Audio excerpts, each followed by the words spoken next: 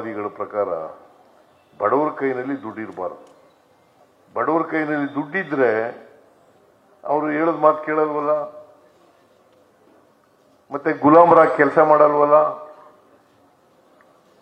ಅದಕ್ಕೋಸ್ಕರ ಬಡವರ ಕೈನಲ್ಲಿ ದುಡ್ಡಿರಬಾರ್ದು. ನಾನು ಅದಕ್ಕೆ ಶುರು ಮಾಡಿದ್ದು ಅನ್ನಭಾಗ್ಯ ಕಾರ್ಯಕ್ರಮ ಯಾಕೆ ಮಾಡಿದೆ ಗೊತ್ತಾ? ಯಾಕೆ ಮಾಡಿದೆ? ನಮ್ಮೂರಿನಲ್ಲಿ ಒಂದು 20% ಜನರ ಹತ್ರ ತರಿ ಜಮೀನಿತ್ತು, ನೀರಾವರಿ ಜಮೀನು. 80% ಕುಷ್ಕಿ ಜಮೀನು. ನಾನು ಹುಡುಗನಾಗಿದ್ದಾಗ ಆಗ ಪಾಪ ಯಾರ ಮನೆಯಲ್ಲಿ ಕೂಲಿ ಮಾಡೋರು ಇರ್ತಾರೆ, ಜಮೀನು ಇಲ್ಲದಿರೋರು ಇರ್ತಾರೆ, ಅವರೆಲ್ಲ ಹೋಗಿ ಅನ್ನ ಮಾಡೋರ ಮನೆ ಹತ್ರ ಹೋಗಿ ನಿಂತ್ಕೊಳ್ಳೋರು.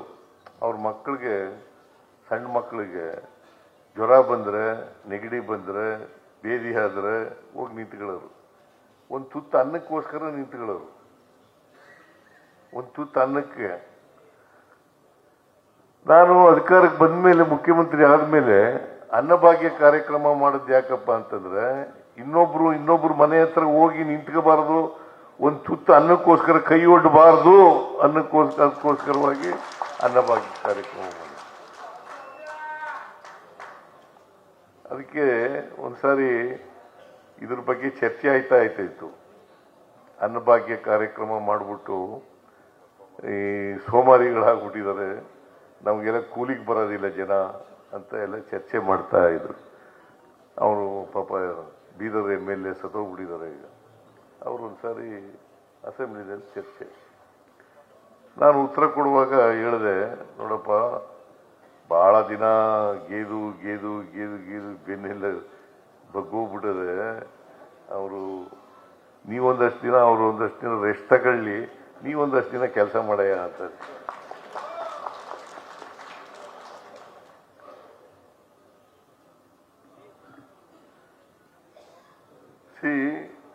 ಕಾಯಕ ಮತ್ತು ದಾಸೋಹ ಇದೆಯಲ್ಲ,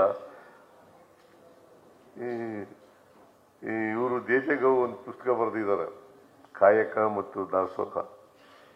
ಇದ್ರ ಬಗ್ಗೆ ಪ್ರೊಡಕ್ಷನ್ ಅಂಡ್ ಡಿಸ್ಟ್ರಿಬ್ಯೂಷನ್ ಅಂತ. ಓದಿದ್ದೀರ ಅದನ್ನ?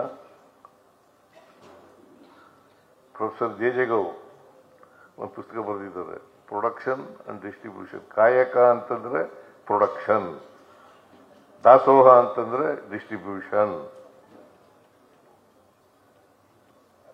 ಯಾರೋ ಗೆಯ್ಯೋದು, ಯಾರೋ ಮಜಾ ಮಾಡೋದು. ಪ್ರೊಡ್ಯೂಸ್ ಮಾಡೋರು ಯಾರೋ, ಅದನ್ನ ಮಜಾ ಮಾಡೋರು ಯಾರೋ ಅಲ್ವೇಂದ್ರೆ? ಯಾರು ಪ್ರೊಡ್ಯೂಸ್ ಮಾಡೋರು? ಕಾರ್ಮಿಕರು, ಪ್ರೊಡ್ಯೂಸರ್ಸು, ರೈತರು. ಅದ್ರ ಮಜಾ ಮಾಡೋರು ಯಾರು? ಆರಾಮಾಗಿ ಕೂತ್ಕೊಂಡು ತಿನ್ಕೊಂಡಿರೋರು.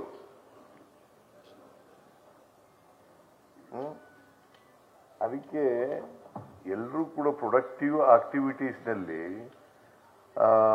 ಭಾಗಿಯಾಗಬೇಕು, ಎಲ್ಲರೂ ಪ್ರೊಡ್ಯೂಸ್ ಮಾಡಬೇಕು, ಬಂದದನ್ನ ಹಂಚ್ಕೋಬೇಕು. ಅದನ್ನೇ ಡಿಸ್ಟ್ರಿಬ್ಯೂಷನ್ ಅಂತ ಹೇಳಿದರು. ಅದಕ್ಕೆ ಬಸವಣ್ಣವ್ರ ಕಾಲದಲ್ಲಿ ಜಾತಿ ಹೋಗ್ಬೇಕು, ವರ್ಗ ಹೋಗ್ಬೇಕು ಅಂತಂದ್ರೆ ಇದನ್ನೆಲ್ಲ ಮಾಡಲೇಬೇಕು. ಪ್ರತಿಯೊಬ್ಬರು ಕೂಡ ಪ್ರೊಡಕ್ಟಿವ್ ಆಕ್ಟಿವಿಟೀಸ್ನಲ್ಲಿ ಭಾಗವಹಿಸಬೇಕು.